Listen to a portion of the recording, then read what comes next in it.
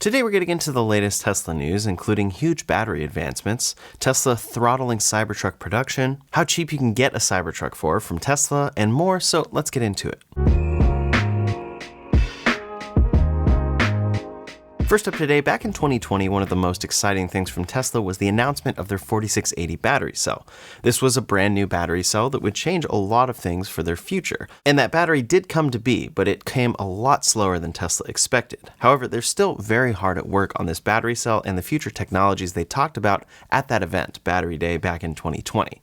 Well, Tesla's senior director of the 4680 battery cell was interviewed on Monroe Live, and he had quite a few things to say about the future of this technology and the dry cathode process in particular. That's a particular process that helps them cut cost and massively scale down the factory and the necessary equipment there. And he said, quote, "We have not yet found the fundamental process speed limit for the dry process. We're still pushing that speed limit until we find that breaking point."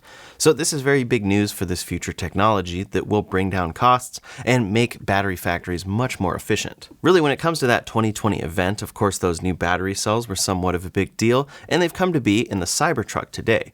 But looking into the future, the dry cathode process being enabled into these battery cells is really what changes things and brings down cost. We know that Tesla has already said that their cost to make these battery cells is already less than the industry average on kilowatts per hour, which is an incredible accomplishment, but this could take it to the next level. In any case, we know that Tesla is always working on battery recycling, and he said our recycling efforts are pretty significant and it doesn't get a lot of attention. He talked about how when batteries reach the end of their life, which will be happening, especially in the next decade or two, in large amounts, it's important that they have great battery recycling efforts in place. And that will also help bring down cost and start this overall cycle with electric vehicle batteries. But then when he was asked about a different battery cell and if Tesla has tried making other form factors on that same assembly line, maybe bigger ones or taller ones, he said, "We're looking at what's next. What's the next thing for us to deliver and how does that fit with the other programs within Tesla? And when we have something to announce, you'll hear about it." Basically, he couldn't say much here, but we do know that other companies like Rivian are planning to utilize 4695 battery cells. So it takes a lot of the benefits of that battery cell, but actually includes more storage within it.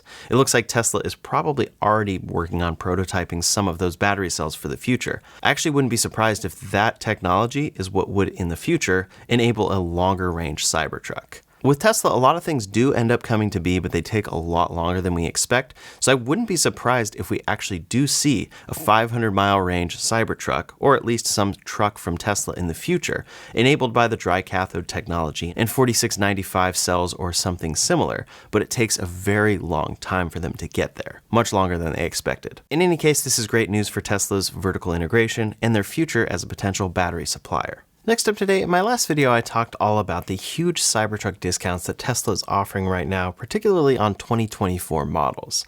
Now that is important to keep in mind because 2025 models guarantee you tax credit eligibility, so it is a little harder for Tesla to get rid of 2024 models in particular, but still they're introducing some very steep discounts, all the way up to about $12,000 for the Cyber Beast Foundation Series Cybertruck, and now it also includes free lifetime supercharging. There are various discounts available, and those biggest discounts are, of course, on the most expensive trims, but there are also some pretty hefty discounts on even just base trims. There are versions of the Cybertruck in the base form, all-wheel drive, that are $8,000 off, bringing that car in at about $72,000, which is pretty crazy to see, especially since it's the all-wheel drive version, and soon they'll be introducing the rear-wheel drive version with tons of downgrades for only $2,000 less than this. When we look at Tesla's inventory as a whole, the Model 3 has no discounts. There are only discounts on demo vehicles up to something like $1,320 off. For the Model Y, of course, that is a brand new refresh, so there are no discounts here and inventory is particularly low. The Model S has demo vehicle discounts like this one up to $5,190 off, but this is also a repaired demo vehicle. And then it's the same situation for the Model X, demo vehicle discounts up to $3,500 off. So really the Cybertruck is actually the car that Tesla has the most inventory on. And it doesn't just seem that way, the numbers actually back this up. Tesla Info currently says there are 5,800 Cybertrucks in Tesla's inventory, versus the Model X at 4,178, Model S at 2,340, Model 3 at $2,198, and then Model Y at $8. That's of course again because that car is brand new. But it's pretty wild to see the Cybertruck massively outpacing all of their other cars when it comes to how much inventory they have on hand. It's just kind of the opposite of what everyone, including Tesla, seemed to expect with all of their pre-orders for the Cybertruck. So what's the most that you can get off of a Cybertruck from Tesla? Well, if you get a Cyber Beast Foundation Series, the discount is now $11,900 in inventory. On top of that, there's a $7,500 commercial clean vehicle credit. There's some specific business qualifications here, and you have to claim that credit in taxes, but that's $19,400 off of a Cybertruck. If you consider Tesla's gas savings, you're up to $25,400 off, or alternatively, if you're utilizing Tesla's free supercharging instead of paying for supercharging, that could save you up to $13,500 over 6 years. So that's $32,900 off of a Cybertruck, coming in at about $87,090 for the Cyber Beast when you subtract all of those savings that realize over 6 years. Of course, that's by no means perfect math, but it's interesting to see just how much you could save in theory right now. But on the other side of things, instead of worrying about how much you're going to save, how cheap can you get this truck in the first place? Well, there are some all-wheel drive demo vehicles from 2024 that are up to $8,000 off. So that comes in at $71,990. And then in theory, you can also get that commercial tax credit if you have the right qualifications, bringing you to $64,490. With Tesla's own gas savings calculation, you're down to $58,490. One thing's very clear here, that Tesla is sitting on a lot of 2024 inventory specifically, and that does not qualify for the tax credit. I actually only see one Cybertruck near me in inventory that qualifies for the tax credit, and of course there's no discount for that particular vehicle. Over in Canada, we're seeing massive discounts on the Cybertruck as well. So now the real question is, what is Tesla going to do about Cybertruck production? It seems they have tons of inventory on hand, and they have tons of discounts available to get rid of these cars. Again, those are particularly 2024 models, but it doesn't seem that the Cybertruck is really growing in its sales. If anything, it's slowing down, and Cybertruck production is ramping up. They just finished that Cyber Tunnel, and now it's able to autonomously finish out the end of production. And that's impressive, but it seems that they need a lot more demand while they were supposed to be driving up production. In late 2023, Elon Musk had very high expectations for the Cybertruck. He actually said, quote, "I think we'll end up with roughly 250,000 Cybertrucks a year, but I don't think we're going to reach that output rate next year. I think we'll probably reach it sometime in 2025.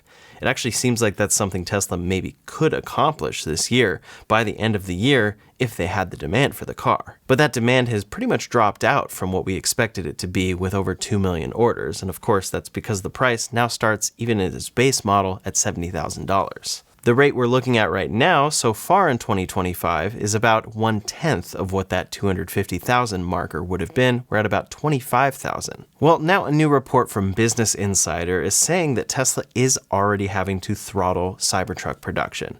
Workers spoke with Business Insider and said that the automaker has reduced Cybertruck production teams and now operates at a fraction of its original capacity. It also reportedly has moved some Cybertruck production workers to Model Y production at the same plant. One of the workers said, quote, "It feels a lot like they're filtering people out. The parking lot keeps getting emptier." Now, this is something I've actually kind of expected and anticipated for a little bit of time here. I mean, what are they going to do with all of this production capacity if there's nowhere for these trucks to go? I know at areas that I see a lot, like Tesla's Upland location, there's just a lineup of Cybertrucks fully available right there. And those are probably these Foundation Series trucks that they're trying to incentivize people to take delivery of. But still, there's plenty of trucks and they're still making them. So ultimately, this will lead to a lot of questions here. And the main question is the Cybertruck a flop? A lot of people have said since the beginning that of course it's a flop. A lot of people love to hate this Cybertruck. But as a product, it's actually a rather good one, and it's very fun to drive and delivers a lot of great features. But it didn't at all come with the originally promised specs. In fact, that rear-wheel drive long-range version with all the reduced features is coming in at the price of what should have been the tri-motor version with 500 plus miles of range. But back in 2021, Elon Musk did talk about this, and I think a lot of Tesla fans have liked to kind of just push this aside and ignore that this would even be possible. But he said, quote, "To be frank, there is always some chance that Cybertruck will flop, because it is so unlike anything else. I don't care. I love it so much even if others don't.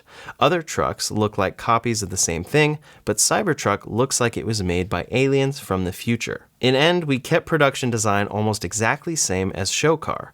Just some small tweaks here and there to make it slightly better. No door handles, car recognizes you and opens door. That actually didn't come true. Having all 4 wheels steer is amazing for nimble handling in tight turns. That definitely did come true and pairs with steer-by-wire. Before we go any further, I just want to mention my go-to air fresheners for Tesla vehicles that you might enjoy. StorWedge. These are air fresheners specifically designed for Tesla vehicles, since they don't have air vents that you can clip those standard fresheners into. Also, these are better, smell better, and are more natural. They fit easily into the hidden AC strip of the Model 3 and Y, and they also have adapters available for Tesla's newest vehicles. And they have scents like Valencia, Grounded, Coastal Forest, Mountain Forest, and more. Each purchase helps plant a tree, and they offer a monthly subscription for convenient refills. They use natural and sustainably sourced ingredients, and they're hidden out of sight. They're definitely worth checking out, and they're linked in the description below, and you'll get 5% off with the code Ryan. So this does appear to be a situation we're going to be facing this year. Tesla is going to launch the rear-wheel drive version of this in June or July with first deliveries, and we'll see if that can help them with some production here. But no matter what, it seems like they're going to be sitting on some inventory of the Cybertruck and probably having to throttle down production. It seems that's actually already what they're doing.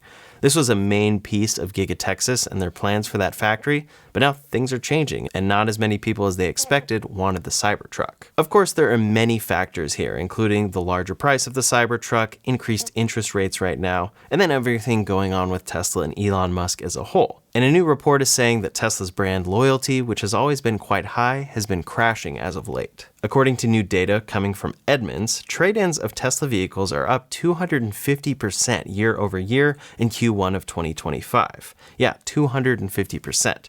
That is quite a bit, and if they had some new car that a lot of Tesla owners were wanting to upgrade to, that could be seen as a piece of this, but in fact, the Model Y wasn't available in Q1, so if anything, we'd see that increase, if there was to be one, in Q2. So overall, this really does seem to be an increase of Tesla customers trading in their vehicles in Q1. For last month, Tesla trade-ins made up 1.4% of all model year 2017 and newer cars traded in. And when you compare that to March of 2024, that number was only 0.4%. So that is a very large increase right there. Furthermore on this, Edmunds said, quote, "Brand loyalty is becoming a bigger question mark as factors such as Elon Musk's increasing public involvement in government, Tesla depreciation concerns, and its increased saturation in major metro areas leave some longtime owners feeling disconnected from the brand. With more Teslas on the road than ever, the brand's initial street cred may be eroding for some early adopters who once prioritized its vehicles as a status symbol." Interestingly, when we look at this chart in detail, they specifically show California, which is up even further. Nationwide, it's up to 1.4%, which is definitely a steady increase, and a big increase year over year as we talked about. But when looking at California only, it's up to 4.5%, and that is over double in just the last couple of months. So this is having a very significant impact in one of Tesla's biggest markets as a whole. And of course, that really does seem to make sense. Another kind of crazy metric here comes from GM, who said that for Chevrolet, Tesla's represented 11% of all trade-ins for its EVs in March. So for people that are buying EVs from Chevrolet, 11% of them were trading in Tesla vehicles, and the rest were other EVs or other gas-powered cars. So that's a significant portion of people that are specifically getting Chevrolet EVs and switching from Tesla vehicles. This is one of those things that I've been waiting to see more concrete data on because there are a lot of factors going on, including the changeover of the Model Y. And a lot of people have wanted to say Q1 of 2025 was really horrible for Tesla as a whole regarding sales, and it was all related to this one thing. But there was a lot going on there. However, this data really seems to show that a lot of customers do not want to stick with the Tesla brand. And at the same time, we're seeing Tesla have a tough time selling the Cybertruck. We're seeing that increase in inventory, and then it seems they're having to slow down production rates. All of this has been going on while Tesla has really changed plans to go towards the Robotaxi instead of a more affordable drivable vehicle. And we're now getting some reports as to what went on behind the scenes when making that decision. I kind of assumed that this was really Elon Musk putting his foot down, saying full self-driving is the future. And actually at the time that they made this changeover, we did see some executives depart. And since then, even more have departed. One of the biggest ones here was Drew Baglino, who was the vice president of powertrain and energy engineering at Tesla, and he had been there since 2006. Then we saw Rohan Patel, Martin Viecha, Rebecca Tanucci, and Daniel Ho all exit Tesla. And those all came around April of 2024, right after we heard that Tesla had really made this move. A number of other Tesla executives left as well throughout 2024, and then David Zhang, who was the former Model S and X program manager, announced in October that he had left Tesla in July of 2024. Then in April of this year, we saw David Lau, the head of Tesla's software engineering, lead after about 12 years with the company. Now, we don't know if all of these departures are directly related to specific things. There are so many factors going on with all of these decisions, and they're executives that have been with the company for quite some time and have made a lot of money with the company.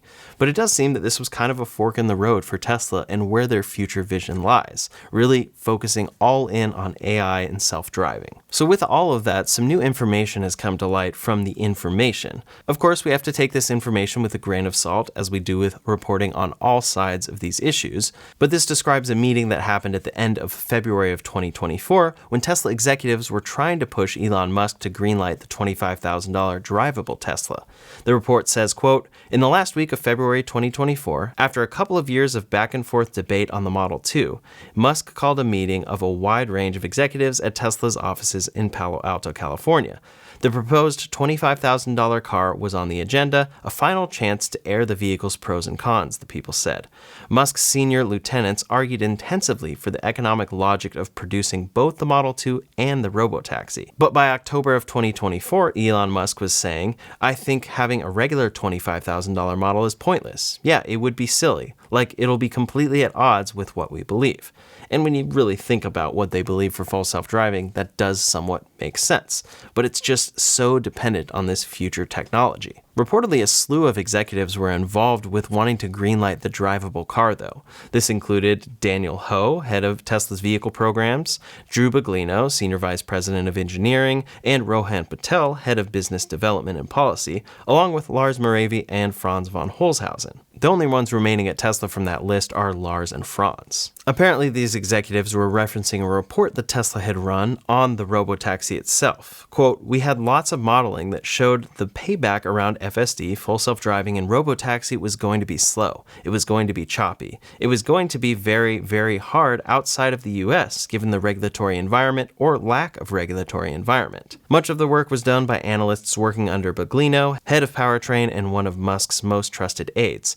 The calculations began with some simple math and some broad assumptions. Individuals would buy the cars, but a large portion of the sales would go to fleet operators, and the vehicles would mostly be used for ride-sharing. Many people would give up car ownership and use robotaxis. Tesla would get a cut of each robotaxi ride." The analysis went on from there, but ultimately it seemed to show that yes, they would make money long-term with these vehicles, but it may not be quite as much as they had originally hoped when originally planning this whole concept. Basically, it predicted that for robotaxis, Tesla would be losing money for years, whereas the $25,000 car would help them at the same time to still make money with a great electric car that's drivable. So of course, many are going to doubt this report, but I actually think it seems fairly reasonable as to what has gone on at Tesla and why a lot of executives have left and why Tesla's whole concept has really shifted around as of late. No matter what happens, though, it seems very clear that full self-driving is the future of Tesla, so we'll see how they can pull this off and what these new, more affordable vehicles end up being. Maybe they will come around and have enough time to realize that